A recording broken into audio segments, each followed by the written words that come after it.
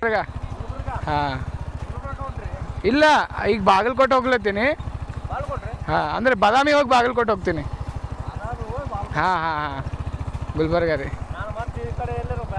ಇಲ್ಲ ಇಲ್ಲ ಇಲ್ಲ, ಬಾದಾಮಿ ಹೋಗ್ಲತ್ತೀನಿ ರೀ. ನಮ್ದು ಕಲಬುರ್ಗಿ ಗುಲ್ಬರ್ಗ. ಹಾಂ ಹಾಂ ಹಾಂ ರೀ ಅಣ್ಣ.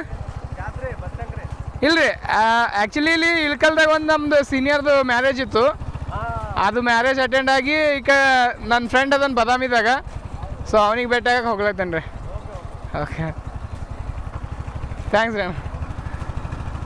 ಅಣ್ಣವರು ಬಂದು ಕೇಳಿದ್ರು ಯಾವ ಊರಿ ಅಂತೇಳಿ, ಮತ್ತೆ ಎಲ್ಲಿ ಹೋಗ್ಲತ್ತೀರ ಅಂತ ಕೇಳೋರು. ಏನಪ್ಪ ಅಂದ್ರೆ ಇಳಕಲ್, ಹುಲಿಗೇರಿ ಇವೇನು ಆಜು ಬಾಜು ಊರೇನದಾವ, ಪೂರಾ ಗ್ರ್ಯಾನೈಟ್ಸ್ ತುಂಬ ಕಾಣ್ತದೆ. ಪೂರಾ ಗ್ರ್ಯಾನೈಟ್ ಬಿಸ್ನೆಸ್ ಮಸ್ತ್ ನಡೀತದೆ ನೋಡ್ರಿ ಇಲ್ಲಿ.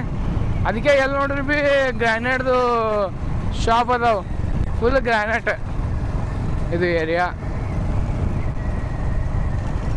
ಮತ್ತು ಇದ್ರ ಬಗ್ಗೆ ಜಾಸ್ತಿ ಏನಾರ ಗೊತ್ತಿದ್ರೆ ಇಳಕಲ್ ಪೀಪಲ್ ಮತ್ತು ಹುಲಿಗೇರಿ ಪೀಪಲ್ ಕಾಮೆಂಟ್ ಮಾಡ್ರಪ್ಪ. ಅಲ್ಲಿ ನೋಡ್ರಿ ಈಗ ಪೂರಾ ಗ್ರ್ಯಾನೈಟ್ಸ್ ಬೈ.